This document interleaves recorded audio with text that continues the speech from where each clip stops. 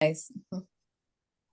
And Lana, I know you like to have permission to record too. I don't know that you care about it for this, but I did go ahead and give everybody permission to record just in case you Okay.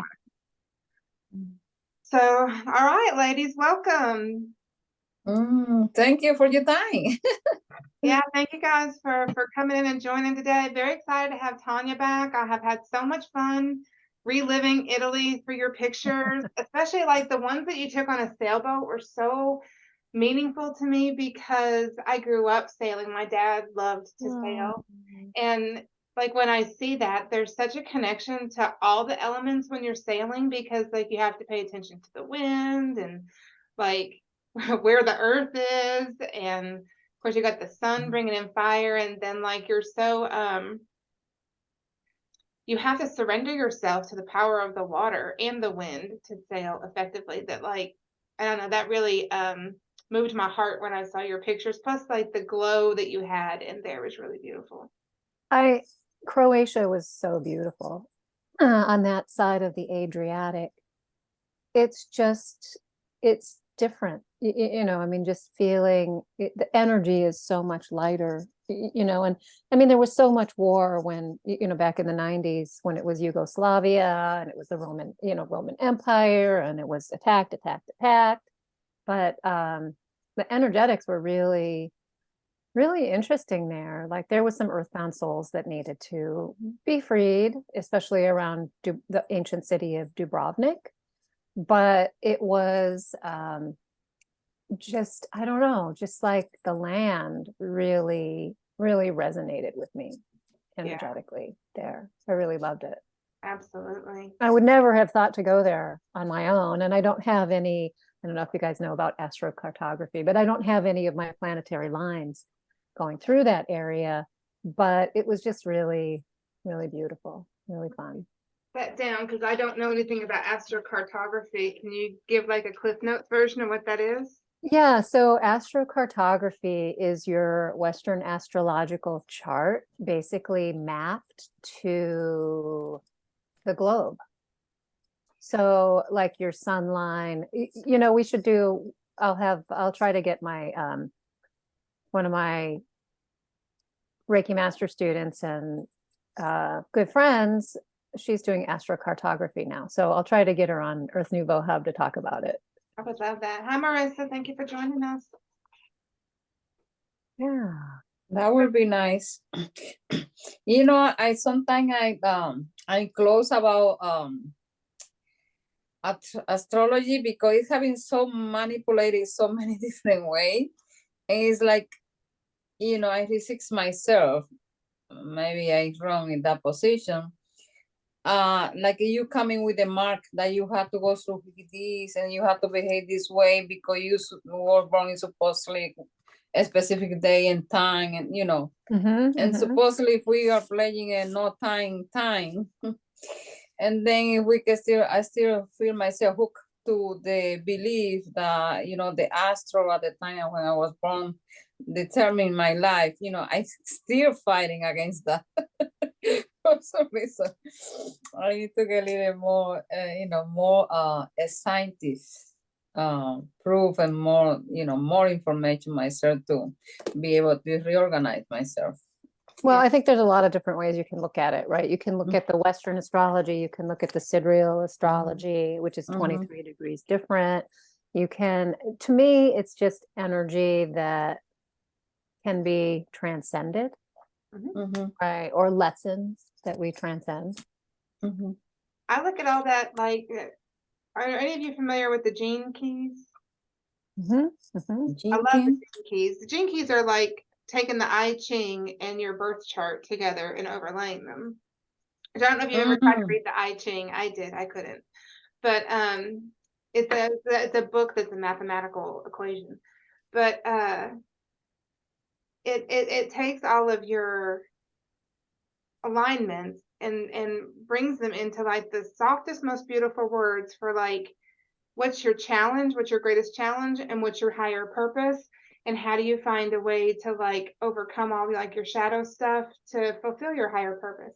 And what I love about Richard Rudd's program is like the first thing that he starts out saying is you like another gene key better than yours, then be it. You can be whatever you want. You just have to do the work to get there, right?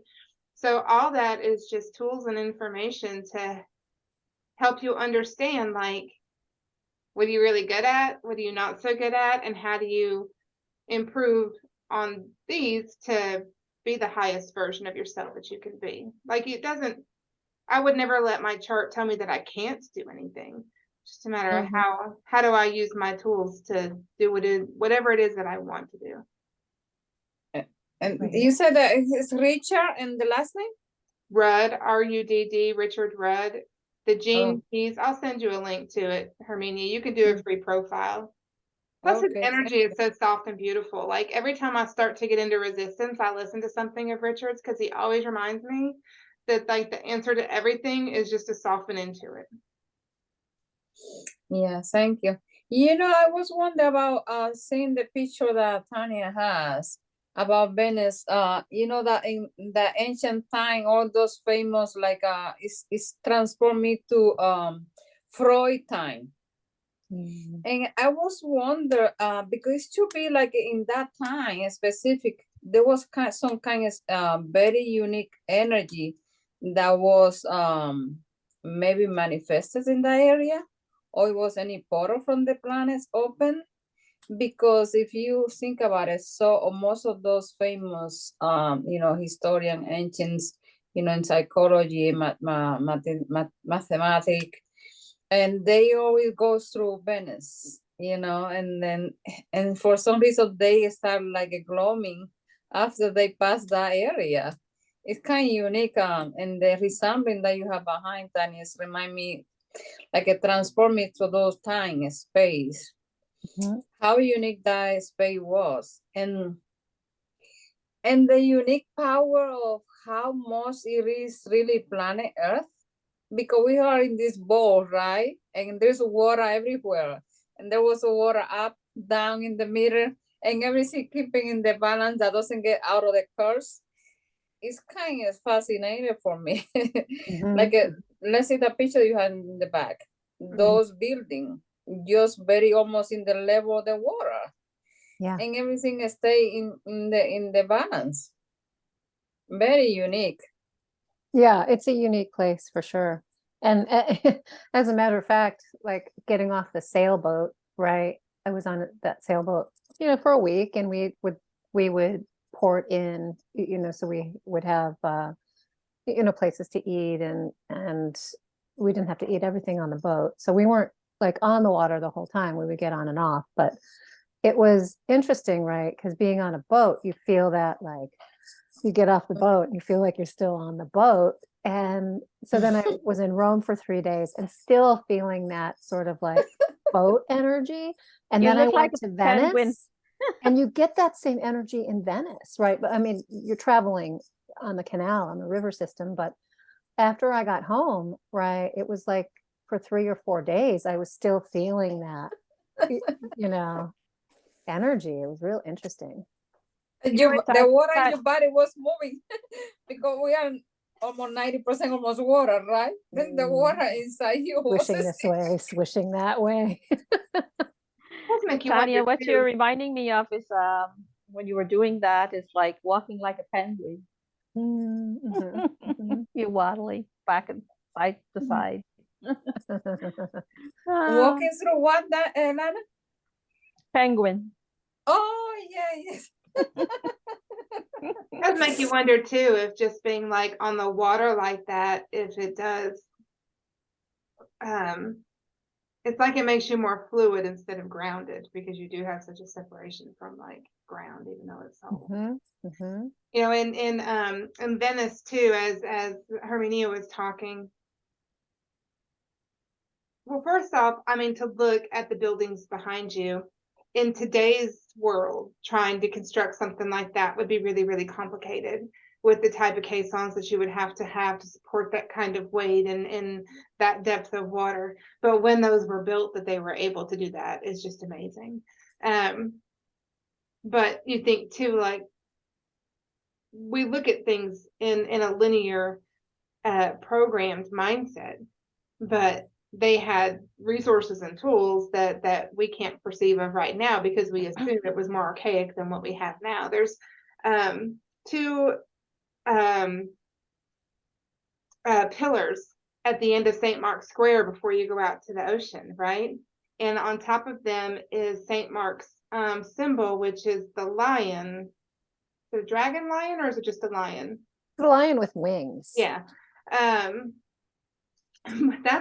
That's a portal, you know, like when you look at it from Muggle eyes, like it's just like an old wives' tale kind of thing, but really, like, those are put there as a portal to where people didn't have to come there by boat. They could just come in and out of that portal when Wow. it was put there. So there's so much magic in the world that we don't think about until we go back and we revisit it with our awareness now. Not our awareness that we had 15, 20 years ago before we were on the path that we're on now. That's what I've been perceiving in my travels lately, is that I'm getting to see the world now with new eyes that can see the magic that is out there and really see what has been placed on the earth in terms of a grid and portals and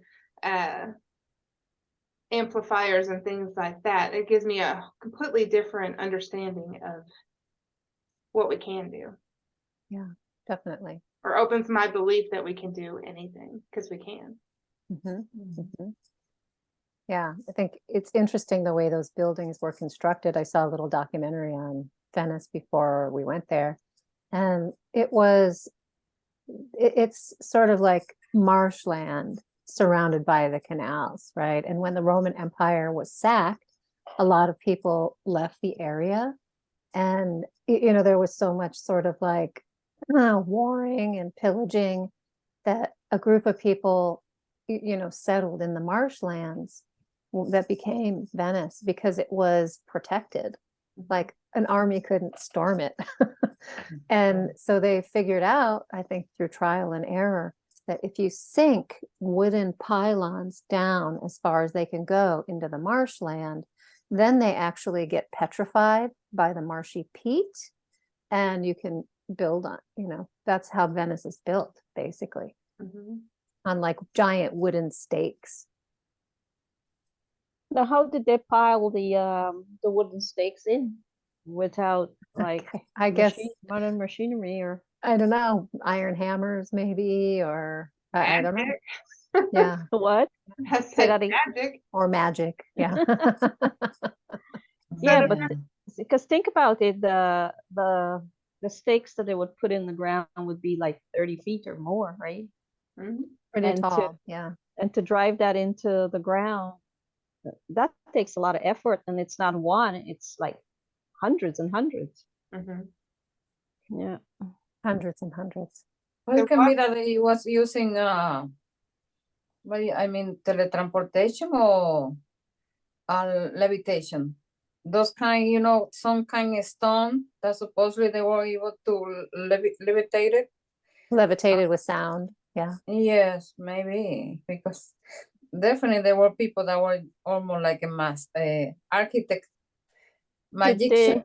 I could say magician architects, right? Did they maybe jump from another time and space? What do you think, Lana? Did they estimate around what year the buildings were built? 200 years, 300 no, years? I didn't go too much into the history. An average maybe of it. Well, I mean, it started, there's like St. Mark's was constructed in 996. 421 AD is when Venice formally came into existence. So it would have been built before then. Yeah. That's a long time ago. That was a long time ago. Yeah. When I mean, not all the buildings were constructed, but I think they founded and started constructing St. Mark's, I think 996, and it was finished in like 1151 or something like that. The Bridge of Sighs was under construction when I was there, so like it just had like bulletin board across it with a picture of it on there. Did you get to actually see it? Yeah, we walked over. At it. I mean, it, like I said, a little bit earlier, that everything felt really energetically dense, right? Like there was a giant biscuit of the Phantom Matrix, like plopped over it. So you couldn't get to the heart of Earth. And so that was my, my job there, really creating an opening, right? A portal opening so that divine blueprint Earth energy could really, come back up to the surface. Yeah. Were you able to accomplish that? Yes. Good. Yes. Yay for that. Yeah, yay. Exactly. So that, Bravo, that bravo, ripple, bravo. it's like that phantom matrix that's just pinned in so many places. And I noticed, especially in Rome, like the obelisks really pinned that down. Right. And so it was really, really hard to connect to the divine blueprint Earth, original intention, divine blueprint Earth in Rome and in Venice. But yeah, created energy pathways for those openings and deconstructed the pinnings of all the obelisks that I came encountered with. I mean, there were so many, like you go around, a corner, they're just all over. There's a lot below ground in Italy. I think even the aqueducts have a lot of distortion and manipulation in them that spreads out. So there's a lot of work that's gone into manipulating the land there. Definitely. Yeah, a lot of dark magic. But I see that a lot of us are being called to travel, to retrace footsteps, to anchor different light codes in. When I went to the UK, I didn't really go with the intent to grid or do anything, but where I went, some places the land would just tell me, and it would tell me how many stones and in what arrangement and what the intention needed to be. And so I just served my purpose and did what I was told, did what I was guided. And I could feel like the energy of the land shift. And it wasn't, I didn't set the intention of trying to clear things or right wrongs. Like I didn't put in any of my personal emotion into it. I just gave the land what it asked for. But I think there's a lot of that going on because I'm being called to go to lots of faraway places for that reason. And the integrations that I got when I went were really impactful to me. I picked up a lot of parts of myself that I didn't even realize I hadn't fully integrated that I thought I had. Yeah, very good. Very good. And I think the timing of some of that is really important too. Like the timing of right now is significant.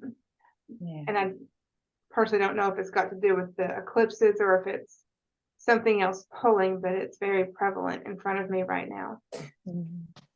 Feels like this year is a big choice point portal for people, right? Where it's like, okay, are you going to choose the highest divine evolution of the planet? Or are you going to choose to spiral, to just take the ride and spiral down into the black hole in the center of the galaxy? And I would look at that in two different ways too. Like I have personally seen, I have a lot of past life recall available to me. And I have been able to see where I have opportunities for course correction, where I chose one route, and because everything is happening now, right? I mean, all these past lives are really happening now, where I made certain choices in other incarnations that didn't serve me to the highest purpose. That I'm able to see that now and choose differently, right, and correct course. Like I've seen that happen in a couple ways for me. And what was the other thing that you said? There was a second part of that. The choice point, choosing to spiral into the darkness or to choose the highest divine intention of Earth and go on that ride? I've noticed in the last, maybe particularly in the last month, that people's parasympathetics are in absolute overdrive right now. So you're spiraling brought that back up. Even for myself, I've had to keep recentering and grounding myself because I can get caught up in, of course, I mean, I can ride anybody's emotions. I don't know if that's a Pisces thing or what that is, but like, I have to check myself sometimes for whose wave am I riding today. But even people that are really highly evolved on their spiritual path, I can see struggling, or they've reached out to me for sessions because they're struggling with something that they normally can navigate really, really easily. And like for me, it's been showing up in weird food cravings. Last week, all I wanted was potato chips and blueberry waffles, neither of which do I keep in my house. You know, like I buy healthy stuff. And so like I couldn't bust that craving last week. But I've seen that with a lot of people, that the fear, the loneliness, the sense of despair is off the charts right now. And it's just the energy that we're in and a lot of the narrative that's being pushed out. Yeah, Jen, people are since having you're a hard time. Yeah. Jen, since you're Pisces, I was looking at this morning. This is just for fun though. It says for this month, your astrological chart reads this: breaking up isn't always the easy way out for Pisces. Differences in values don't necessarily warrant disregard. Even if you disagree with someone's approach to life, respect should transcend your worldview. Open your mind and discover hidden value in places you have been eager to avoid. And that's for Pisces. Now, this was found in cosmopolitan.com. Well, then you know it's right if it's in Cosmos. Thank you, Lon. I'll take heed to those words. If Well, anybody and that's it, right? wants me to read Respecting their and astrological valuing. chart for this month, let me know. I have the whole thing here. Yeah, Sorry. I think Yeah. that's really interesting because it is really about, I think, discernment right now, and also respecting everyone else's path. You know, you, you just think of that old line, like, you don't have to go home, but you can't stay here.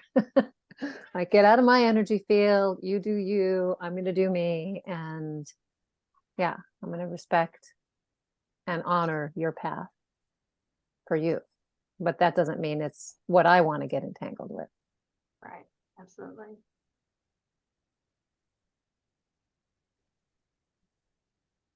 Well, how close are you to being able to see totality? It's not going through San Francisco, is it? The eclipse happening Saturday? I don't think so. It's kind of close, but I don't believe it's going through SF. I'll just look up the path and grab a screenshot. Okay, since you're looking that up, I'm going to read what it says here about eclipse and stuff. We are in the thick of it, and it's time to stay calm.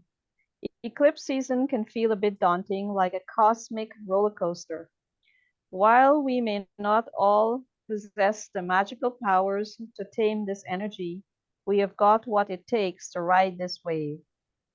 Enter the Libra new moon and solar eclipse, a celestial event that's nudging us to undergo a transformation and look deep within ourselves. And for where I am, I'm going to see 50% of it.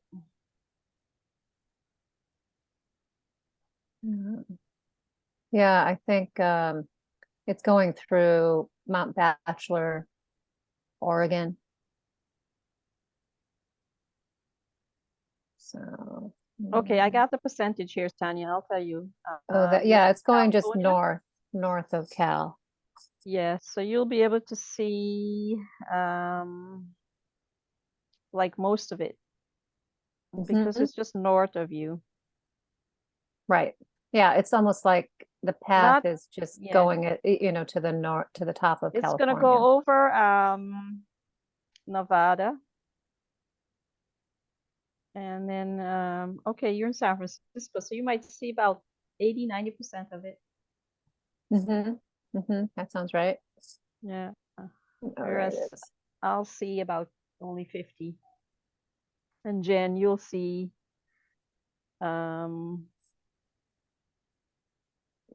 you're okay. Tennessee, 50%. So you and I got the same trajectory, 50%. I'll have to dig out my solar goggles from the 2017 Right. eclipse. My house was in totality in 2017. Wow. Ours too here where we were at. Yeah, we were talking about that. It was really amazing. Like I didn't know how much that would move me until I sat, and I mean it's not darkness, but everything goes still. The crickets stopped chirping, the birds stopped flying, everything went like my motion light on my house went off for some reason. Even though it wasn't that dark, but it was really amazing to just sit there and everything goes still. And for me, I could almost hear like the vacuum of that Mm. overlay as the shadow slid over the last little remnant of the sun and then started to move back over the other side. So it moved me so much that there's another one happening around Arkansas, going up through like Indiana and stuff in April of next year. So I'm going to go chase that one. Mhm. In totality. So it looks like where I live, it's going to be a cloudy day, high of 53 degrees. So that's a little disappointing. It'll be overcast. You got But time to change the forecast. I'll have to, yeah. I need to do some weather work. I've started on that now. Yeah, it's 10:55. Was it 10:55 a.m. Pacific? It's written on the calendar It here. starts at Pacific time last week. Oh, it start yeah, 9:18 a.m. Pacific. Yeah. Mm-hmm. Is what the new moon starts at 10:55 a.m. Mm-hmm. I don't, because I don't put a whole lot of stock into anything outside of me, but you look at these things that happen around us. Like I love to watch the universe in motion. Like that's really exciting to me to watch eclipses and meteor showers and to be able to track where the constellations move and things like that. Like I enjoy that.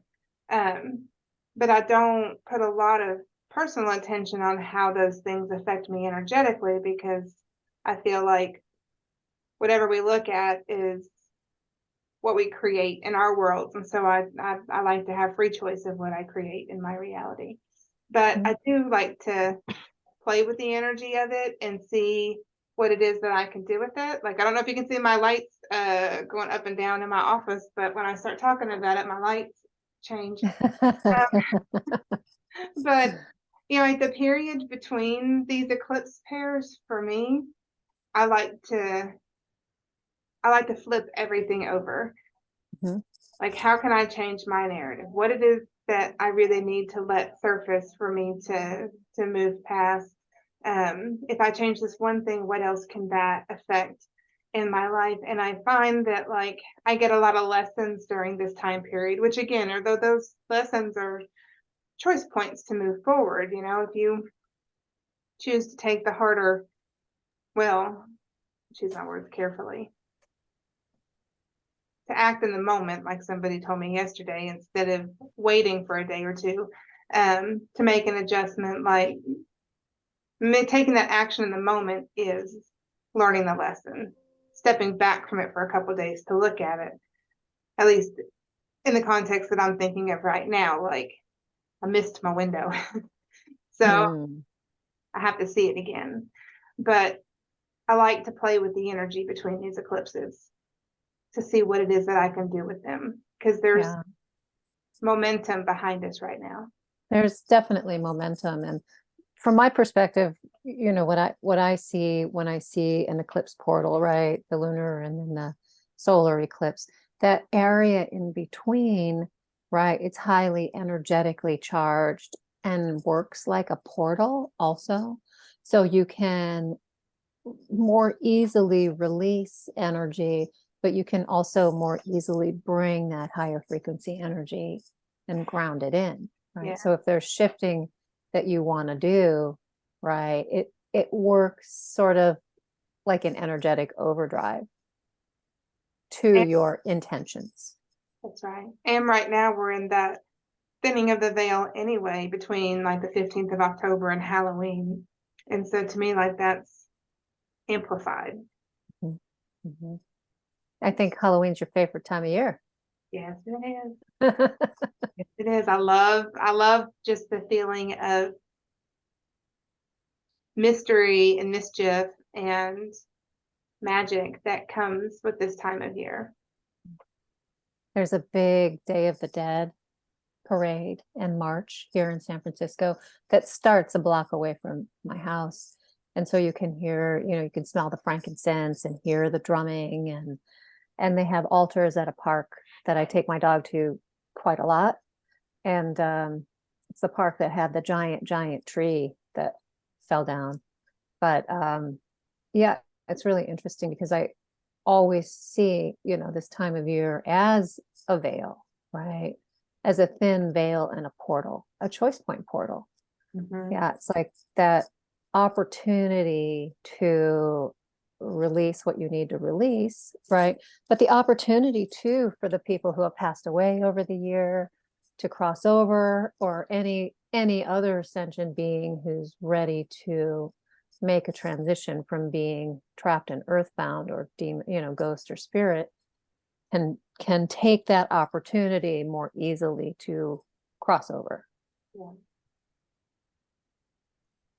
Absolutely. And Marissa was saying too that that's a lovely day. It's, we talk about honoring our ancestors, and that is what that day is all about. They may use different words for it, but it's an honoring of the ancestors. Yeah. What do you say is like, there is like a very deep beyond what we celebrate in Halloween is the magic is there, but most of us doesn't pay attention because we get distracted for all, like some people spend so much money organizing ornaments in the front of the house and putting so much stuff.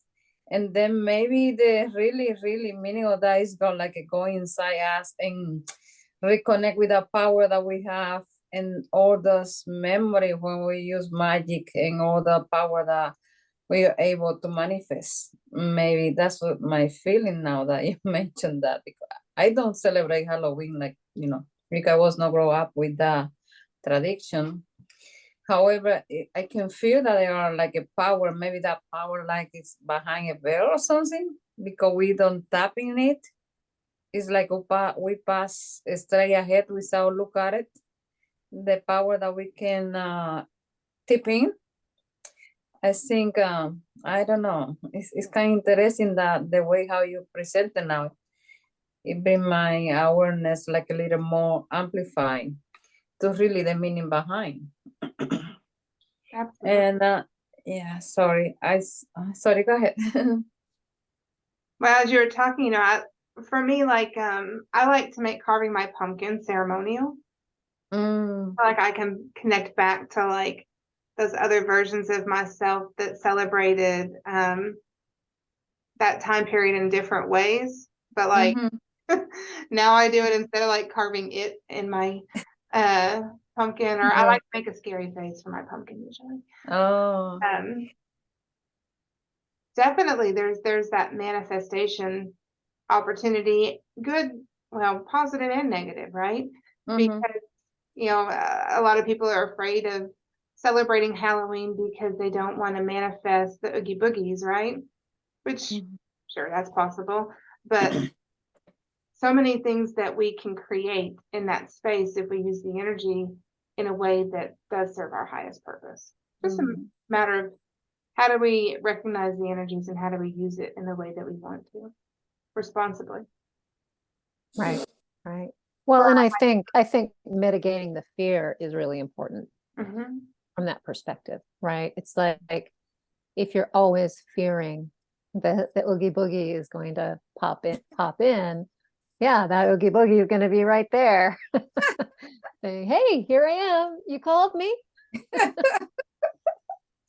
And if we are afraid to that we're going to manifest, like let's say, what do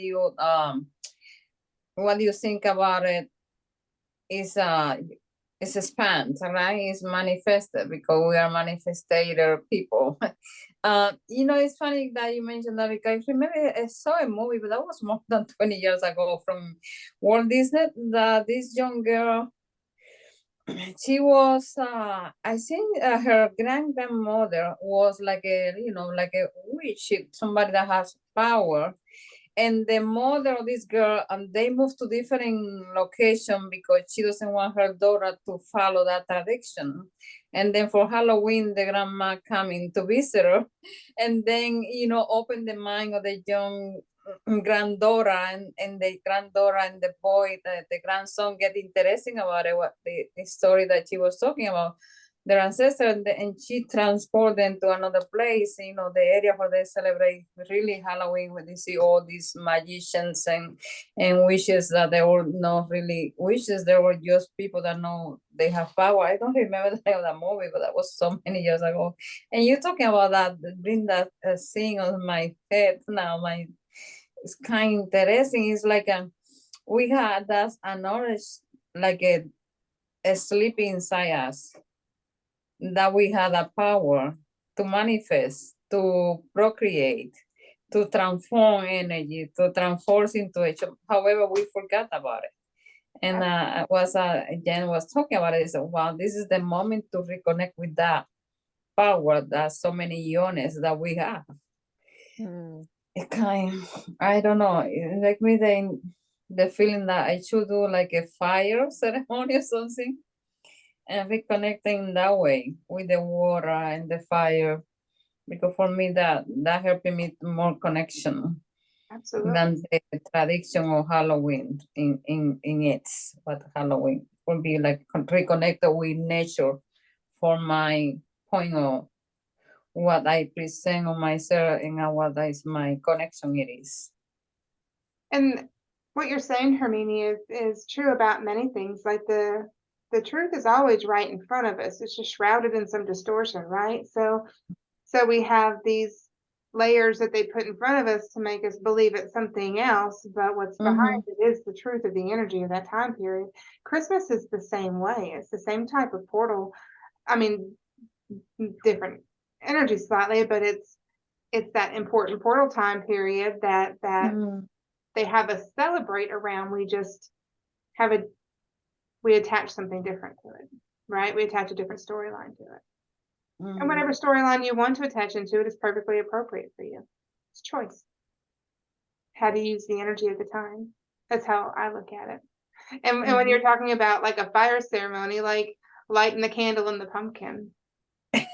Halloween turns me back into a kid, so you're just gonna have to ignore me because I get excited about Halloween. I saw a really funny Instagram where, Lana, you'd like this, where a chicken carves a pumpkin. And the person, basically, they just scratched off like the dark orange skin in the form of the face and left the light orange pith, underneath, and then let her chickens have at it. And where she had removed the dark skin, the orange skin, that's where the chickens pecked, right, to eat the pumpkin. And then all of a sudden it was carved. Wow. I've seen somebody do that with squirrels, and it was kind of terrifying.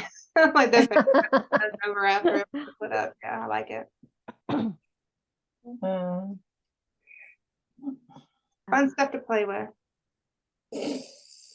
I was just thinking, if you carve out a pumpkin, right? Instead of using a candle, you could use like a solar powered light that you have charged up all day, and then you take that and you stick it in the pumpkin. I'm thinking about that now. Maybe I'll do that. That sounds cool. And I bought some pumpkins yesterday, but I decided to change this year and go with the flatter pumpkins and the different color ones. So I didn't buy the real old-fashioned pumpkins. But now I'm thinking about what I could do to carve one out and then put the solar light in there. I think you should make something with your lemon cucumbers, Lana. Your picture just got big when you were talking, and I saw that you kind of made a sigil with your cucumber. I like it. Yeah. Are those cucumbers that we're seeing in the shot, or are they? Yeah. They're lemon cucumbers. They're overripe, so there's no point eating them. I saved some of them for seeds. because Oh. it's not that In- friendly to eat. It's you can still eat it. I mean, you can even cook with it, put it in soups and stews and stuff like that. I better make a good gazpacho. Marissa, I have to forgive me for squinting because I don't wear my glasses, but Marissa said to let the collective energy present support you in the process. That's absolutely right. Absolutely right this time of year. Mhm. Yeah, but it's also part of transcending the collective energy, Mhm. right? That choice to, you can use it as momentum, but also be able to transcend it, Yeah. right? Because collective energy is really still mainly stuck to the global narrative, right? As a wave. Yeah. And we know they're going to turn it up, right? We're in an election cycle. They're going to turn it up. And how do we transmute it so it doesn't disrupt our Mhm. transcendence? Just using it as fodder for whatever it is that you choose. Like going back to what Richard Rudd said, if you don't like it, choose whatever you want. You just got to do the work to get there. Use the energy to do that work to get wherever it is that you want to go. Yeah. Yeah. Right. Which it takes work. It takes dedication. It takes awareness, I think, of just always sort of knowing, checking in with yourself, right? And knowing where you are within that. Yeah, it's been, I don't know, for me, a really rough road the last 6 months or so, since I fractured my foot and sprained my knee. But a lot of introspection and looking at the lessons around that and working with the karma, the family karma, and yeah, but where am I, right? Where am I in the process? Because I, as an individual being of light in the human body, right, have the ability to set intention to, like Richard Rod says, be where you want to be. Mm-hmm. I have a lot of control over my emotions, almost too much sometimes. And so I have to balance between like letting myself feel the feels, but then not like getting sucked into it and letting them hold me down. So like I'm working on that process myself right now of honoring the emotions that come up and letting myself express those, but like quickly resetting myself and then finding that point of joy for me again. What's going to make me laugh? What's going to hold my energy high? Because that's my highest purpose, is what I emanate and reflect out to people that are around me. I love that. Yeah. And it's not easy to do when you're caught up in the wave, right? No, definitely not. Yeah. There's like the life present every day like a challenge to, in my point, in myself, like be no aware that I have to be laughing or taking so seriously myself to accomplish and to be able to take care of the people at the same time and take care of myself and forget about it. Like I had to have joys. Last week I was watching all those, show from the 80s, those comedy show that they the way how they did the show at that time was so innocent way, but so laughing and they were to able to perform like, you saw like was natural the way how they coming with stuff that you had to laugh no matter what. And then when I discovered myself, oh my God, I gotta go back to smile to laugh. And then I hooked myself for like a whole week. Every night I was watching like a 1 hour, 2 hour, one of those shows to bring myself back to forget about the craziness outside and then just have fun in this moment, because it's like the awareness. Oh my God, I take it so much serious, everything. That was my situation a couple weeks back. And I feel like the release, like a really like don't worry much anymore. It's just like, who care anyway? Because this is something that every day something coming, and then how much stable I am myself and how I respond myself is what matters really in the end. It's not what happened, right? And then I force myself in that position when I notice I too much stress out or paying too much attention to the human drama, that I get caught in that, trying to fix it.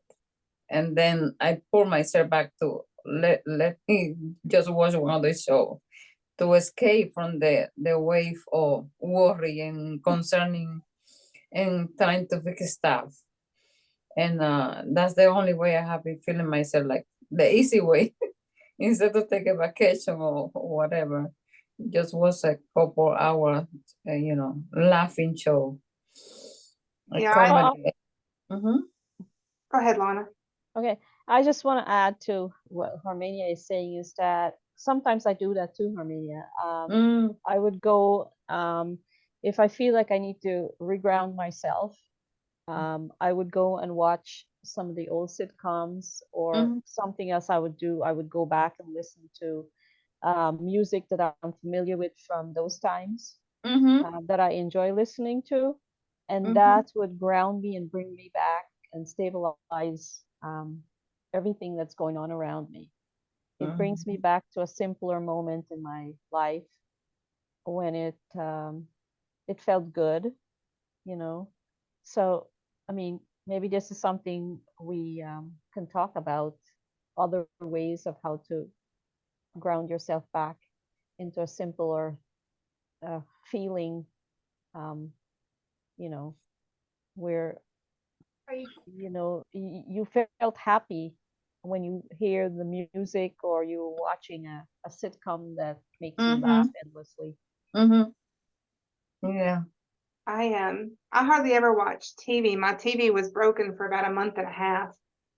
And I finally convinced myself like the last couple of weeks that it was time to go buy a new one. And I don't know why, but in my mind, the only place to buy a TV is Costco.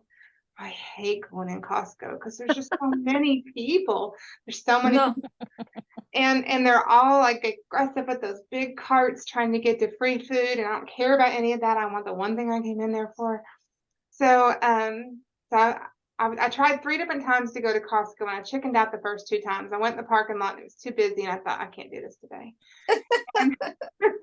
So finally last Friday, I think it was, I'm like, it's time to pee or get off the potty. We're getting a TV today. So I went to Costco and I had to go to customer service because I couldn't find my card.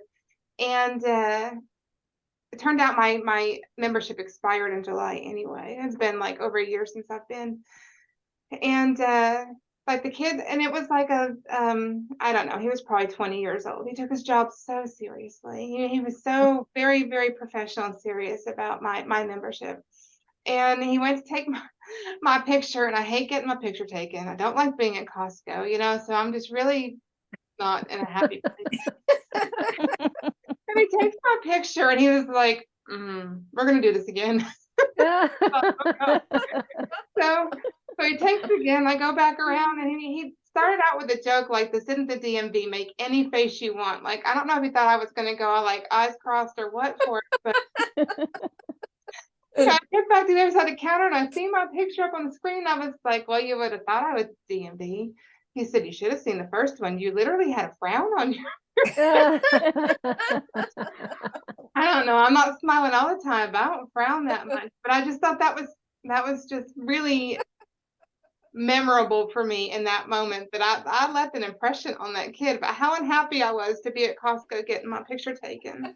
Yeah. But I did get my TV that day and a couple other things, because you never leave with one thing at Costco. And I got home and I got it set up, and honestly, like, it was nice just to lay on the couch and watch a movie over the weekend, because it got cold here Saturday and Sunday. Yeah. Like, I had to turn my heat. I mean, I live in the South, right? It gets below 70. We turn our heat on. And, it was just nice to sit back and watch a funny movie and laugh. And my dogs missed the background noise, because usually the only reason I turn the TV on is for the dogs to have something to listen to when I'm caught up in a project. But I enjoyed that, Hermina. You're right. Sometimes it is nice just to like Yeah. let something outside of you reset your mood by making you laugh. Mm-hmm. Yes. I think too, you know, there's so much self-disclosure, right, that's happening, that just about anything you watch now that's modern, right, or contemporary is going to be something to do with something, right? The global, what's going on in the global narrative, or you know, the things I think that we choose to watch, and this is probably a whole nother discussion. I can see the energy codes, right, that are coming through whatever it is that I'm watching. But a lot of things, you know, like used movies and television to, you know, help me remember past concurrent lifetimes, you know, to help me process emotion that I'm going through, you know, so it can be a very powerful tool when you have that intention with it. Absolutely. Yeah. Yeah, I think after you say that, Tanya, my feeling is that it's so simple. However, because we have it trained to look at so complicated. Because, for example, I was remember last year I had so much challenge with a client that was helping with the house. And that was me so much stressed out dealing with people and tenants and stuff. And you know, I find this video from Michael Jackson, because I find out that Michael Jackson really the letters of his song is so profound. And I think that they have some scenes from the movie or Willis. I think it was the first movie that they did, the Free Willy, the whale. And then when the whale jump over the reef in the aquarium to get free. I mean, that's a thing. And then the way that Michael Jackson, the word that he said in that, the way the combination of the letters of the video and the scene of the movie is so profound that the client, she was so much challenged for, you know, it was through the divorce. It was like you had to be balanced between one another and that stuff. And she was so desperate one night and came to my mind to share that video with her. And I mean, the release that this lady received through that video, I impressed myself, because, you know, it was just what I can do for this lady in this moment, like at 9 something o'clock at night, that you can, you know, reach anybody or get any advice or anything. And that's what kind of my mind would share that video with her. Like, we'll be there, I think is one of the part of the scene. And, you know, little scene like that is so impactful. And then I think it's because we get caught up that everything has to be complicated. Even myself, I taken sometimes that road that I had to, like, in a survival mode to be able to do stuff. But it's so simple, like do like a little release, what you can take in your hand in the moment, like a little stone, a stick in the road, anything. I think that can helping us to reintegrate that power and that joy, put it there in that moment and just disappear everything else. That's what my feeling I have, that is so simple to get out of there. It's so simple that I don't believe in myself sometimes. And I think that is the problem. You're right, Hermione. Some of those older movies really, they had like a formula for how to move your emotions. And then if you were really holding something back and having a hard time expressing something, it would help push you out. There's something about the movies that they were making at that time that really, they knew exactly how to invoke the right wave of emotions through you, because like it would go through this curious, and then something bad was going to happen, and then freed something, and then it released and everybody was happy. Like it was really formulaic, but it was impactful. And Marissa's right, a lot of it does come through kids movies. Exactly. Even now there's a lot of disclosure coming in some of like the Disney movies. I haven't seen them, but I know that like Sean and Martina have talked about some of them. Like there's even one called like Soul, maybe. Yep. Yeah, I saw that one. That's a good movie to watch. Which one is that one? Soul. Oh, It's a Pixar. Yeah. Yeah. Saw that a long time ago. oh, I think I was planning to saw that movie. I completely forgot about it. Is there another one like that It's really coming good. out? Seems like I saw a preview. I'm not the person to ask about TV. I'm very far behind the times when it comes to TV. Yeah. But I think Well, I saw a Mhm. preview recently on one. Yes, Right. I don't watch me. I don't have the I have your internet in my house because I don't have time to watch TV. And I don't pay attention to what they put in the TVs on this day.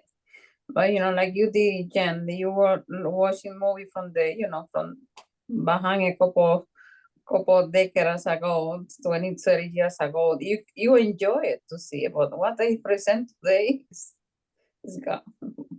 I like to watch like sitcoms that or even movies that were before we had cell phones, Yes, where yes. cell phones didn't exist at all. And then Mhm.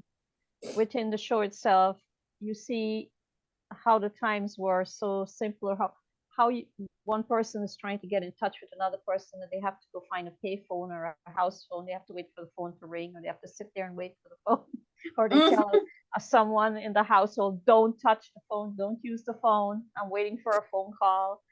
um, those are usually like fun to go over. We watch them, but I also like some of the intro music to some of the sitcoms. Mhm. Those usually help me to feel good and ground myself back. And two that I can think of at the top of my head right now is from the show Barney Miller. I love the Mm. intro music on Barney Miller, and the other one I can think of is Taxi. Those two. The music in those just ground me back and make me feel really good whenever I hear the music. I think sometimes too that like when we hear something from our childhood or from key points in our life, like it brings that spirit of where we were at that time into where we are now. So like I love it when music from my 20s comes on in the car, like because I usually just have my MP3 player circulating in the car, and it's, I don't know, there's nothing better than driving down the highway playing music from when you were 21 years old, and you feel that energy of being 21 years. For me, I feel it again. I have a playlist that I just call Sing. And I just put like all the songs I like to sing along to. So I like to play that when I'm driving on a long trip in the car. But I have to be careful because inevitably I'll arrive at my destination with a lost voice. Sometimes that's not a bad thing, though. Yeah. For me, And just listen. just Yeah, I fun. like to listen to the 70s disco music. Those usually like bring me back to happy days, happy times, happy moments. You know, These are the good times. Yeah, let's celebrate. Let's celebrate. Yeah. Yeah. or Motown music. I love the Motown. Listen to Motown music. Yeah, even the 80s, the early 80s music, but you can sing along to most of them. Most of those. Makes Hi, you feel Jody. bad for kids today, right? That they don't have the kind of music that we had. So Jody mentions ABBA. I was traveling with a lady. Yeah. I was traveling with a lady who went to see the ABBA show in London. And she said it was really cool. I mean, the original members of ABBA, right, had been videotaped and they used them like holograms. And so there's no real like ABBA members on stage, right? Yeah. There's a band and there's dancing, but it's a stage show that's using AI. And she said it was just totally fabulous. And I think there's 6 different shows or something. So Link, you can go back and see it and you'll see a different version because they had so many songs. Yeah, I saw an advertisement a while ago on that. where they use the hologram to because they're so much older now. They were talking about it, that was the way they were going. But even the movie, the ABBA movie, the musical, with Meryl Streep and Mamma Mia. yeah, Mamma Mia. That really is a good movie too, to like ground you back to the good music, and has a Yeah, and storyline that's entertaining. one of the towns we were in Croatia, Vis, they shot Mamma Mia too. Mm-hmm. Mm. Yes, and beautiful sceneries in Mamma Mia. I love the location where they did the filming. I think the first movie was shot on location in Greece, Mm-hmm. but the second movie was shot in Croatia. Yeah, they were both good. And so was Game of Thrones, right? Shot a lot in Dubrovnik, Croatia. And in Dubrovnik, in that old town, there's a Game of Thrones museum where they actually have the Iron Throne that was Wow. used for the movie, or one of them, one of the Mhm. set pieces that was used. So, yeah, I didn't go in there, but the group I was traveling with, a bunch of them went in, and they all have pictures sitting in the Iron Throne. Oh. Watching a TV show or a movie in a place like that really, for me, changes the energy of it. Yeah. Because you can feel the different timelines that location has experienced, and like how they've influenced you. For me, I remember watching a marathon of The Walking Dead and seeing like downtown Atlanta, just cars scattered on the highway and like absolutely nobody around. And the next time I had to drive through downtown Atlanta, like that energy shift that I felt looking at it from like the real perspective versus watching it on the TV, and feeling like those timelines come together at the same point. Not as happy as like something like Mamma Mia, but Game of Thrones wasn't always a happy thing either. No, definitely. Definitely not. Yeah. Yeah. Wow. Interesting. Great. So do any of you have plans, I mean, besides watching the eclipse, to do any transcending work for yourself? Hermenia was mentioning fire ceremony, right? Mhm. And Jen said, light the candle for the pumpkin. That's a mini fire ceremony right there. Yeah. I go to Edisto Beach. I leave Friday, and so I got a lot of ceremony work to do while I'm there, and I'm not sure if it's lining up just with the timing, but like I'm being told specific places to go for ceremonial work that I need to do there, and I won't have a fire on the beach there, but I'm gonna have a fire before I leave. Where is Edisto Beach? South Carolina. It's on the coast right between Savannah and Charleston. Okay. Wow. Sounds like fun. Hopefully it's not overcast. Mhm. You Gotta have work to on do some work. Is it still, well, we got a little chilly weather down here in New York in this area. And yesterday was very sunny, but in the afternoon get very kind chilly. I guess South Carolina is better It'd be than mild. Mhm. It's still warm enough to walk in the coast. I mean, it's Yeah. not summertime warm, but it's Mhm. comfortable for me. I like the cooler fall Yeah. weather. I went Well, to the beach we for got frost last night on the house roofs, so Oh, I wow. looked at my garden and I can see that the garden is still okay. The plants didn't die off, so that's a good thing. Yeah. What else are you growing besides the lemon cucumbers, Lana? Say again? What else do you grow besides the lemon cucumbers? Oh, a little bit of everything that wants to grow in the yard, like peppers. I grow zucchini and yellow squash. As I said, peppers, tomatoes, cucumbers, some beans, and some herbs, stuff like that. and eggplant, but they didn't do so well. I mean, it's hit and miss. Sometimes stuff would Mm. do very well one year and the next year it will not. Mhm, So, whatever can grow, I just let them be. mhm, mhm. Do you do pumpkins at all? I don't grow pumpkins, but I did grow butternut squash. I got Mm. 2 out of the vine, just Mm. less than I did last year. Last year I got 7. Wow. This year I got 2. I say spaghetti squash, you usually get about 2 or 3 per plant. Mm. Oh yeah. But now pumpkins take a lot of space. Yeah. Yeah. Long vine for not a lot of output. Right.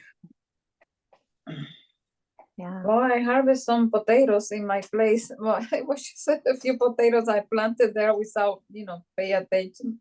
And my cousin came the other day to my house. I was not here, and she went and took it off, and there was like at least like almost like a 10 or 12. I said, oh my God, I did not ask him get so much potato just for 3 potatoes. I said, well, she said, you should plant some more next year. I said, well, I'm going to put it in my list for the springtime because it'll be worth it. Honestly, at my last house, I planted potatoes in one of my raised beds once, and I had potatoes every year after that. I just wouldn't dig them all up. Oh, The potatoes will rejuvenate themselves. It's hard to get. It's like cherry tomatoes. It's hard to get rid of them once you plant them. oh, Mhm, yeah, mhm. yeah, Well, they that's. reseed themselves, cherry tomatoes. That's true. Mm. And my cherry tomatoes would get bigger every year, like they would hybridize with my other tomatoes. Mm, interesting. Mine just get smaller. It's the San Francisco weather, right? We get the fog pattern in the summertime. So Oh, yeah, yeah. the tomatoes here grow very thick skin. How interesting. I mean, every climate is a little bit different. Every year is different too. Some years are good tomato years, some aren't. It's always a mystery what's going to be prolific each year and what is going to struggle. Well, but if the planet is changing, then that means the weather going to be changing different location. That maybe whatever was doing worse in one section, then won't be do the same, and then the opposite too for other location, right? Yeah, I think it's interesting looking at some of the energetic weather triangulations, right, that are working with the harp energy. Mm. And I think that that's also changing and influencing, right, the portal, the Bermuda Triangle portal in the Atlantic, and the triangle portal that triangulates between LA and Alaska and Hawaii, right, where there's that sort of energy vortex in the middle that changes the trajectory of the Gulf Stream. So I wonder, it seems to me that some of these climate changing are just energy control, right? Weather control. And, I think someone was talking about Lyndon Johnson the other day and how he said, well, if we can control the weather, why wouldn't we?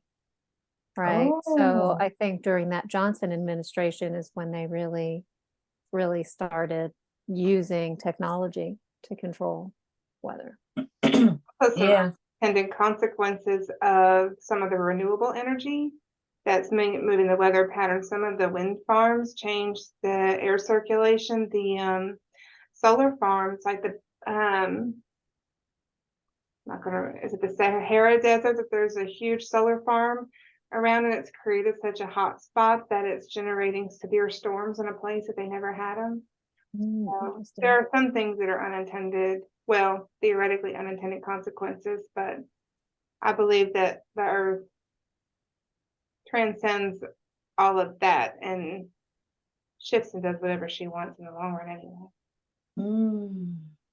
Well, I was listening to Greg Braden talk about the weather and stuff like that, and some of his videos. And one of the things that he did mention is that from him watching the cycles, reading the cycles from a long time ago,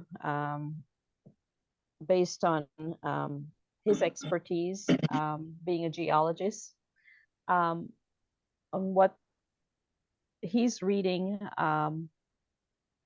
is that the Earth is heating up from the inside.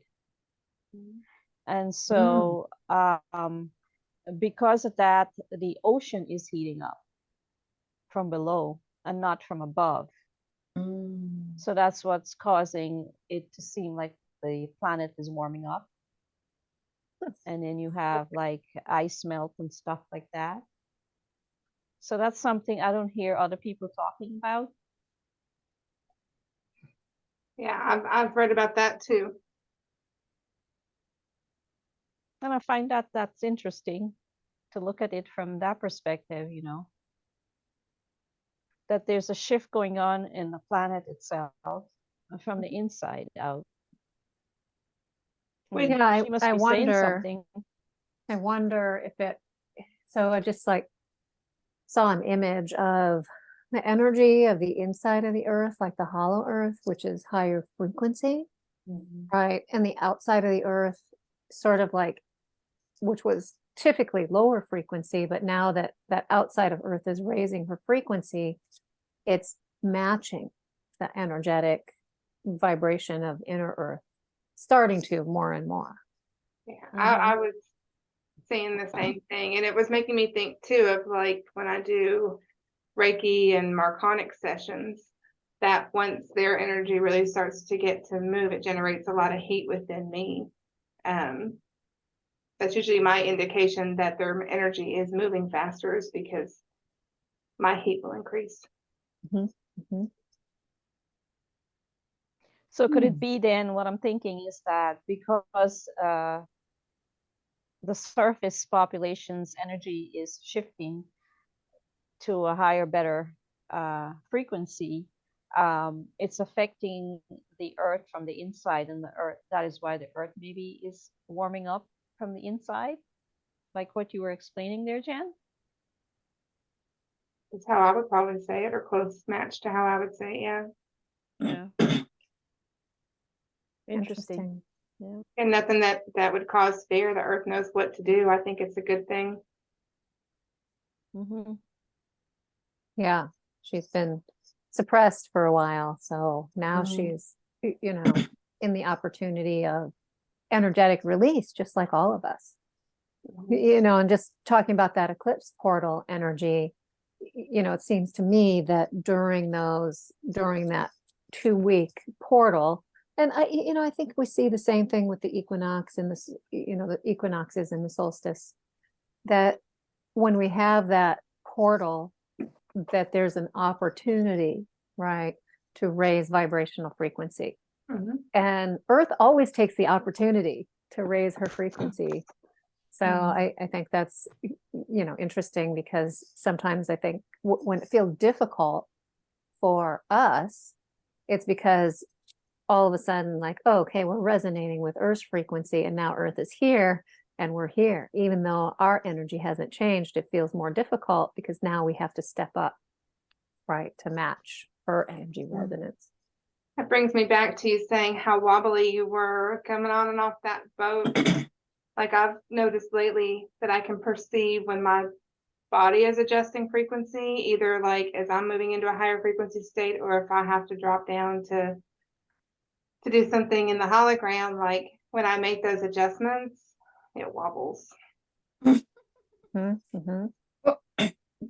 and Lana, you know that you mentioned that now because the surface of the, like Lana mentioned, of the earth changing. Sometimes I catch myself, like I see like a storm, and like see like a figure or like a person inside. Or if I look like a tree, and I look like somebody's like a plasma or the person there in the trees.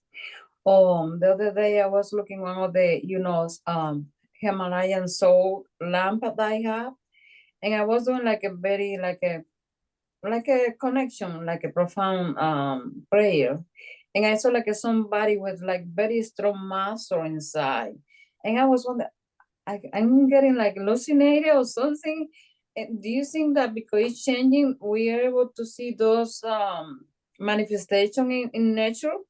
Like for example, if I walk in this road and then you can see like the energy, like the sparkling of the energy, or I can see in the trees like somebody. The tree is not a tree, it's like a human humanoid figure, or in the water, and or like a paint in the bushes. If I see some bushes on this thing, I can see like a figure. Yeah, I was thinking myself, and now that you mentioned that, maybe because the energy is changing, that's between veil, that we can maybe see different way. I don't know. Sometimes I catch myself on this. I'm getting hallucinated or something. I don't know. Well, And trust yourself and trust what you see, right? Trust that intuition that's coming through. I think your gifts are coming more online. And so you're able to see that. And I mean, I see all kinds of things when I look at trees or crystals, and I've seen, like, been able to see, I don't know, like the beingness or the essence of the tree person or the rock person. But on the other hand, I've also seen people energetically bound to trees and rocks, and also elemental beings. Like, I brought this little crystal back from Egypt that was gifted to me by someone, and it was bigger, but it cracked in half, sort of like a mini cluster, right? Of calcite. And it just was really energetically dirty, right? So I was just like cleaning it, energetically cleaning it. And what I do when I energetically clear stones are a number of different things, but I tap it and, send the heavy energy out, and blow it, right, to send the heavy energy out. And all of a sudden it was like rubbing a genie's lamp.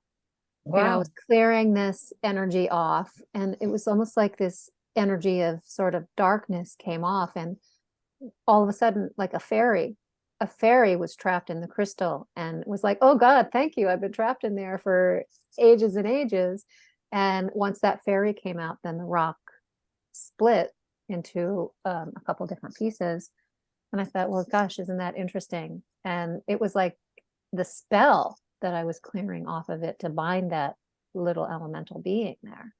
Wow, that's amazing. The quartz cluster that I've kept in my office for a while, and I had a session with Chris Jacobs, it was last year sometime, and he kept looking behind me, and there was a fairy trapped in it that he was perceiving that he freed out. So I had the same experience, and I think Chris is going to join us on November 11th for Earth Nouveau. Oh, wow. Anna's brought him on once before, and he's always very informative and very entertaining. So Yeah, well, I had a session with him last week.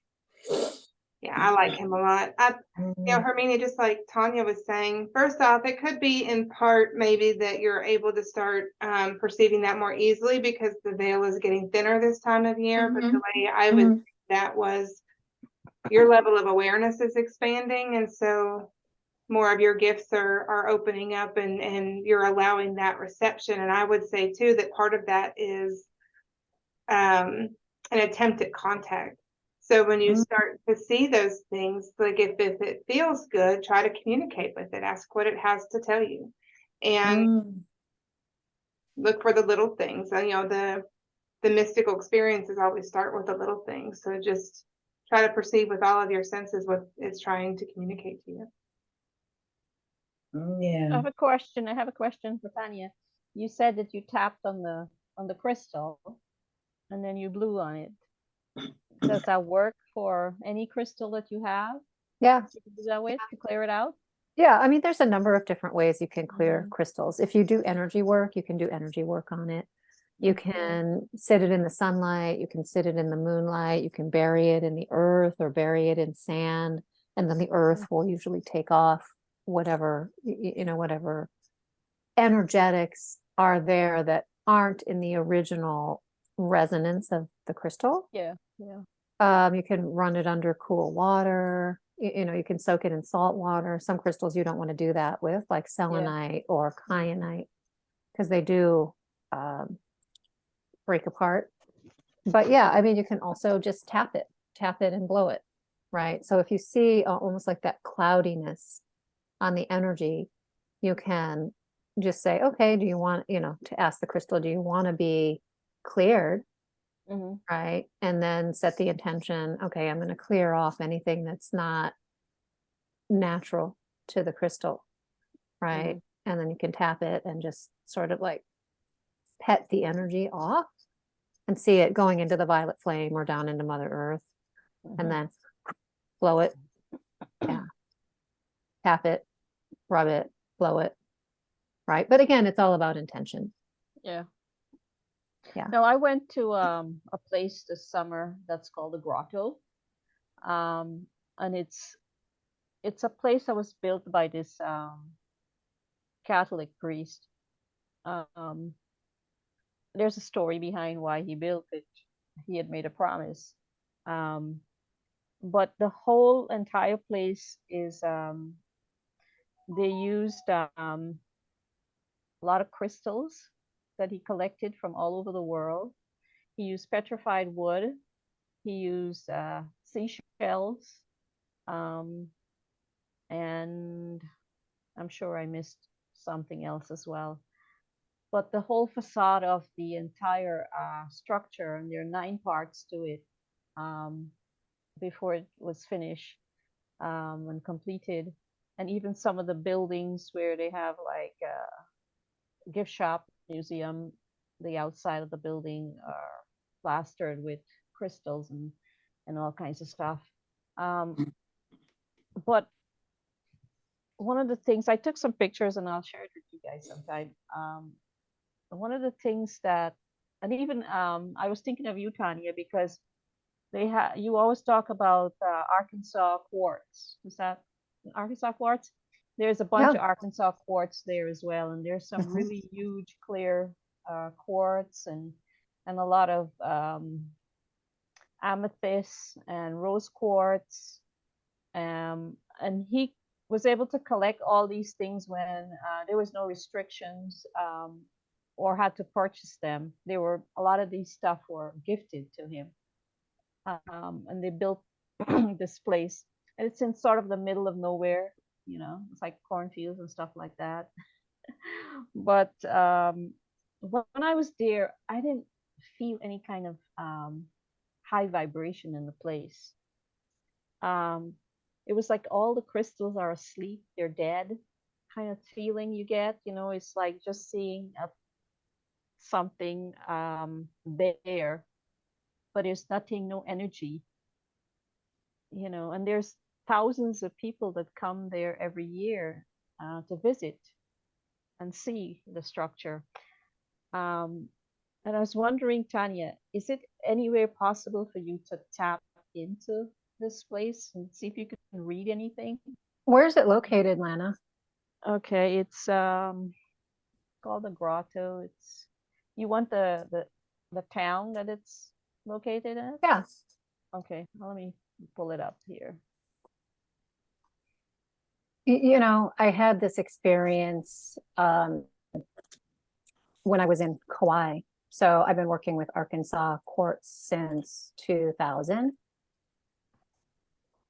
And they have at this Indian temple in the middle of Kauai, they have a 700-pound Arkansas quartz crystal that sits in the middle of the temple.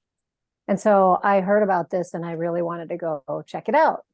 And we were traveling with my parents, and I've worked with, my dad, I've given my dad an Arkansas quartz crystal that he's worked with. And we were sitting, we went on this temple tour. We were sitting in front of this giant 700-pound Arkansas quartz, and they had some kind of like metal, almost like, how like a queen might wear like a headband, a metal headband. They had some kind of like metal thing on it that was keeping it asleep, keeping it, and my dad said, after we got out of there, he's like, I didn't feel any energy from that big crystal. Feel more energy from the small one you gave me than that big one. And I said, yeah, that crystal wasn't awake. It was sleeping, right? And part of that banding was sort of like suppressing its ability to awaken. But then I saw a whole thing with like the Rinpoche who like leads the ashram, where he had misused crystals in Atlantean times. And so until he learned his lesson, that crystal wasn't going to awaken, which I thought was really, really interesting. Yeah. Oh, let's see. You know, I said I was going to go to Arkansas next year to see the eclipse.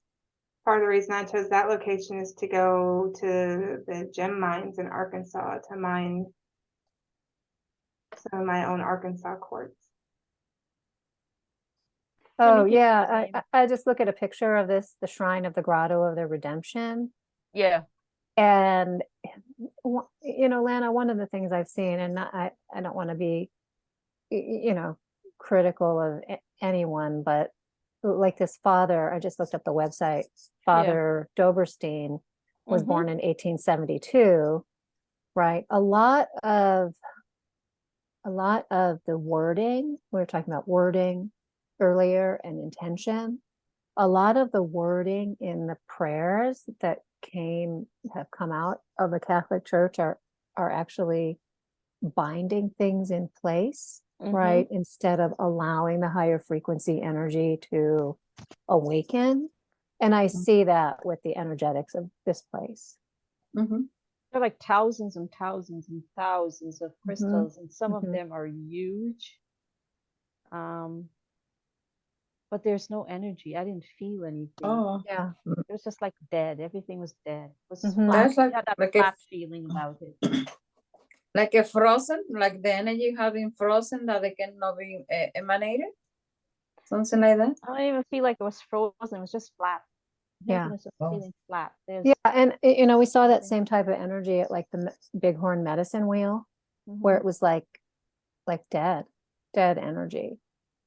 No, Yeah. there's a Catholic church next door. Oh, And he was pastor. He was pastor, a priest at the Catholic church, and then he was able to purchase the land next to the church, and that's when he started to build the place. Yeah, it is a very special place, but the energetics that were laid over it have suppressed the energy of it, which is why Of it the feels land. like that. Yeah. that makes sense. That's why Lana's fight for that too. I mean, it's a small town. There's people living there, but it's not a big population, and there's not much going on. There's not too many businesses and things like that. It's just a small place. And it's right on the edge of the road. It was built. Yeah, it's interesting. Energetically, very interesting. It's like the agates, a lot of the agates that are cast into the cement, right? That made the place are not happy to be there. It's like whoever did the construction, whether it was the priest or someone else, it looks like they didn't take into account the greatest good and the greatest intentional desire of the sentient crystal beings that were used. Yeah.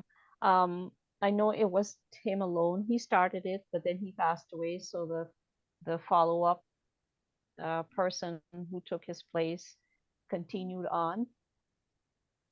So it was built over a period of time with two different people continuing the mission.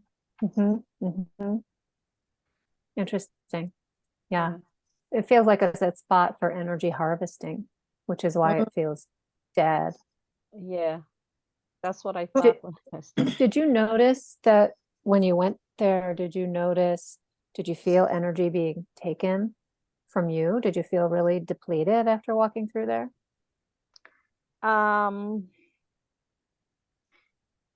We didn't spend a very long time because we were heading somewhere else. So we only stopped by, and we were able to get a tour because a tour guide was there that walked us through with some other people. so I was mostly focusing on taking pictures and stuff like that. I wasn't so much focusing on the energy, which is something I should have done. But nevertheless, as I said, it felt just so flat, like there's nothing going on. I can't say that I felt that way for sure, but I'm thinking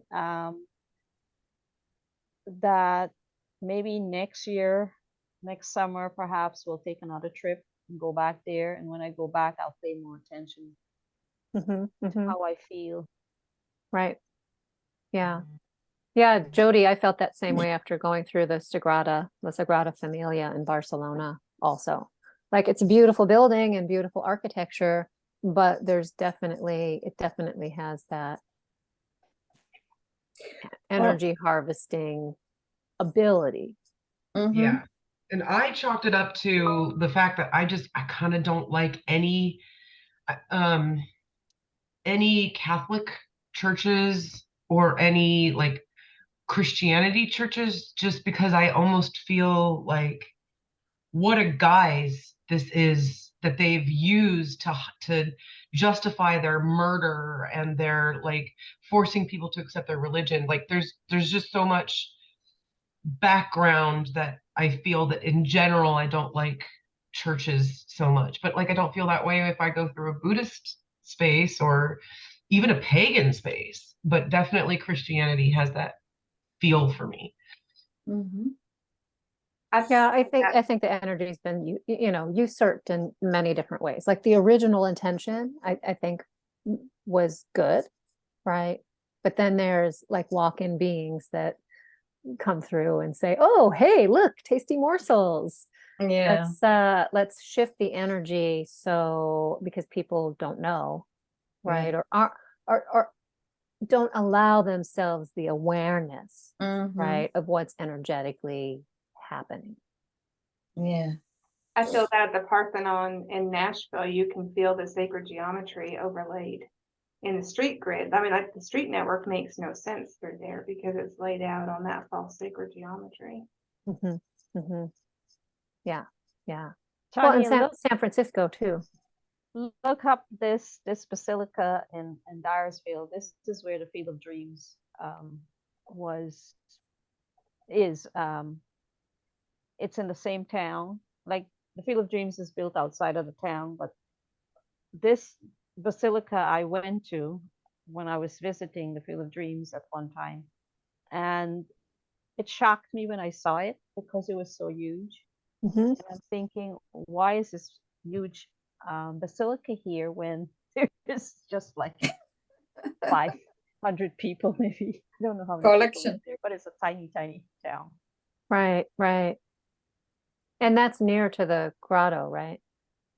The Dyersville, no, it's far away. Oh, okay. It's in opposite direction of each other. Got it. Yeah, I mean, there must be something really energetically interesting going on right there, that those buildings were built where they are. If you can pull this up and look at it, can you feel anything as to the energy in that spot? Because there's no reason for that basilica. It's so huge to be down there. I was curious about that. Yeah, it's on the National Register of Historic Places, built in 1889, which is similar to when that grotto was built as well. Yeah. It doesn't feel as as dead as the other place, but yeah, because there's a school next to it. They have a Oh, that's school probably attached why. to the church. Yeah. Wow, very unique. You see how fresh, huge it is? Huge. Lana, that is a Yeah. fresh energy from the kids for the church. Yeah. On a daily basis. Well, interesting. I have a school across the street from me, and there's all that kind of like fresh energy play. And I mean, just coming back from Europe, I was just so happy to be home. San Francisco has its own, dark crap, of course. But I was just so happy to be home, right back in my grid, because I could really feel just all of the layers upon layers upon layers that are suppressing the natural flow of energy, right, in Italy. in particular. Croatia wasn't so bad, but I did feel some of that. But it seems to be like lighter and fresher certainly than Italy, but happy to be home, to be able to just like ground Like in. you can breathe again. The energy is so much lighter here in the United Yeah. States. Like I can breathe. I was having a conversation with Melanie, who you guys have met for the 13 moon calendar that we did, but also another group of women, and we were talking about what happened in Israel, but there's also one of the ladies was talking about, and she kind of follows Native American traditions and the star knowledge that were started by Chief Golden Light Eagle. But she was saying that it's almost like we're talking about the waters of the Atlantic and the waters of the Pacific and Atlantis and Lemuria, and the way there's this arc energy that's coming over North America right now to sort of like create a bubble of protection. So there is a newness and a lightness, and I would understand why immigrants would want to escape from those heavy, dense energies. We're talking to the captain of the ship. His name is Mario, and he loved sports, right? United States sports. Like we first got there and he was wearing a Michael Jordan t-shirt, right? The slam dunk. And yeah, he's loves traveling here. And he's just like, yeah, it's so different, right? The Europeans really see America as a place of freedom, right? A place that you can do what you want, where everything is available, right? Instead of being really limited like Europe. Yeah. Yes. So is that something that you're actually seeing, the dome? I was able to see it once You're able to see once they started talking about it. I mean, I wasn't paying, if I can see anything if I focus my attention on it. Yeah. Is it the entire continent, North American continent that it's over, or just a particular area? It's mainly over the United States and Mexico, but a little bit into Canada. Yeah. There's some energy lines up in the middle of Canada, which were sort of like bouncing that back, if that makes sense. Or like limiting how far that dome could expand. Yeah. So Tom, did you do any intentional travel for some of like the alignments of the ley lines? I know there's a couple places around Tennessee that I've got on my list to go visit, but curious if you thought out visiting particular places. Definitely. Yeah. If I'm called to go, I'll go. If I'm called to drive somewhere proximate, I'll go. What I'm going to work on in what I'm working on in San Francisco is sort of like mapping the area, right, with the energetic portals and vortices. It's kind of a good starting place since it's only 7 miles by 7 miles. There's a lot going on, and the energy is always moving here, which is why some people have a really hard time adjusting to it, right? Because you have the peninsula, right, that is the San Francisco Peninsula, and then up here is Marin. So here's like the Golden Gate Bridge, right? And so you have this ebb and flow of the tides, right, that come down to the bay, and they swirl in vortices as the tide comes in, and then they swirl in opposite vortices as the tide goes out, right? So you have this bay energy, which is constantly like moving. And, then you have the energy of the land, right? In the center of the Twin Peaks is sort of like the center point of San Francisco. And there's a counterclockwise spiral. I'm on like the eastern edge of that counterclockwise spiral, which I call the decreational portal. But then if you look at all the way around, like track where the ocean is in the bay, then there's energy that goes the other way. So this energy creational spiral. So downtown has been built right on this energy creation spiral. And so it takes that energy of the sacred geometry and continues to create it into the energy of the land. But then there's different hills, right, which have different vortices that are moving one way or the other way, or like this way. Yeah, so it's really, really an interesting energetic place. The Chesapeake Bay is like that too, the way that the energy will flip around like that. And like it kind of started to degrade and almost die off for a while, got really stagnant. And like you can start to feel that come back to life. And that goes back to like when we were saying in the beginning, there's all these places around the world that people just live around and they don't realize the magic behind them. There's so many really magical places around Definitely. the world that we live around, but we don't stop and look at it often enough. I was watching one of the Discovery Channel Shark Week shows, and it was talking about the Chesapeake Bay, but there's specific beaches that face the Atlantic Ocean. It's like once the seals started becoming protected, the seal population went way up. And they were, researching using drone flying and helicopters to map like where the seals were, but also where the great white sharks were.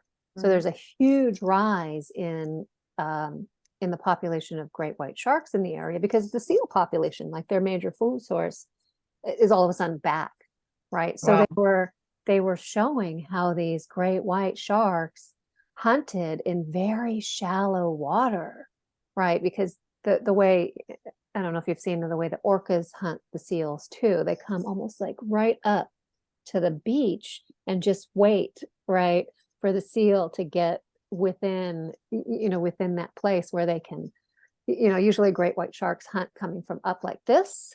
And in this area, that's what they do. But in that area, they've adjusted to hunting more like orcas, where they're moving, horizontally to catch the prey, and try to pick them out of the water instead of moving from underneath them and vertically. So I guess don't go swimming in near the Chesapeake Bay. Especially where there's seals. I think part of that migration northward too goes back to what Lana was saying about like where the earth is heating up, and like you were saying, the core of the earth is heating up, the water temperature is rising as well. And so like they thrive in warmer water temperatures, and so as core of the earth rises, the water temperature gets warmer further north. Makes way for them too. Yeah. Well, when I was on the East Coast this summer, we wanted to go down to the beach, but we were told that just recently on the news, there was someone at the same beach that we were going to go to that a shark attacked a person there, and I think it was a woman, and bit her leg. But she survived. Yeah. So, I think they say that they can be there within like 2 to 3 feet depth of water. Yeah. Which is really shallow. Wow. Crazy. What area was that, Lana? I think it was Rockaway Beach. Oh, really? Yeah. Interesting. The water in Rockaway Beach is always rough there too. People always dying on that beach. The water would take them out. The current is different down there. Yeah, I mean, I think with the sharks, they're only biting humans as by accident, right? They're usually mistaking them because the seal blubber is like their main source of like energy. Wow. There's so many things in this planet. It's glorious, isn't it? All the diversity. How that Andrew called the food chain, right? The food chain, it's like one eating on the other one. It's just survival. It's a food chain planet. Yeah. Oh, Harmenia, when you were talking about being able to see stuff now, you were reminding me of a picture that Jen had sent to me a while ago. that she took. Why I think you were when you were driving, Jen. You saw something and you sent me the picture, and I looked at it, and when I took a closer look at the photograph, I could see that there was a like an electric wire going across on on the roadside. And when I took a closer look at it, I saw there was a monkey on top of the wire. Wow. You remember that, Jen? I think Mm-hmm. I pointed out to you the monkey. In the tree, I think, yeah. It was in an energetic form, Yeah. but when you look closer, you could see Yeah. the monkey The, walking on the wire. definitely going to pay more attention now that you mentioned that. You see this little, I don't know even what kind of stone is this one. I don't know if I can show it to you, right? No, I don't think you'll be able to see it. You have to put it in Hold front it of your closer face. to your face. Yeah. Put it in front Right of your here? face. Yeah. Yep. Mhm. Yeah. I don't know if I got this in Mount Shasta or well, Nevada. I don't remember. But I saw this morning, just when I came to the show. I saw the woman carrying something in her lap like this. And I wonder, wow, what was this? Because I saw it's like a woman, like carrying like a baby or something to bring to some place. And it's kind of little tiny one, right? But I was able to see that. So, and I shaking my head. I said, what I'm seeing here now. That's sort of like dark blue, right? Dark blue and white. Yes, Yeah, yeah. right. With That looks like white, sodalite, oh. right? And the energy of sodalite has to do Mhm. with creating vision for your future. You see it? Yeah. I see a face in it. It's beautiful.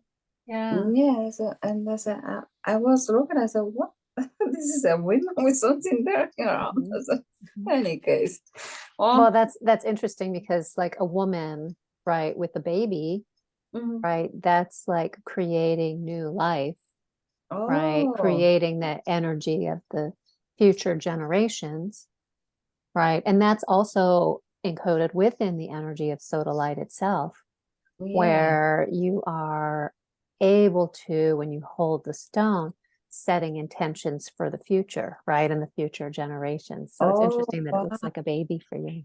Oh my God! Thank you so much, because when you show the one that you brought from Egypt, I was feeling like chilling in my whole body, and because I hold this at the same time, it was like electrical was through my body, because I wonder what connection with this has to do with you were showing. Yeah. Any case, I guess I have some work to do. Have some homework. Yeah, so you can sit and meditate with that and just visualize, your bubble of reality and what you want to create. You might not know what it's going to look like, but you'll know how you want to feel. Okay. Right? That sense of home and love and joy and that kind of blissful state, the peace state, right? Yeah. Just set the intention to cast that bubble of energy into your future and then just walk right through it. Oh, wow. Thank you so much. I appreciate it. You're welcome. Here. Cheers. Thank you so much. It was nice to see here with you today. Yeah, Thank you all. Great. I mean, and just a recap, right, for the solar eclipse, for this thin veil, right, that's going on. Again, right, it's all about intention. Like, what do you want to see in your life, right? Set that intention and cast it forward.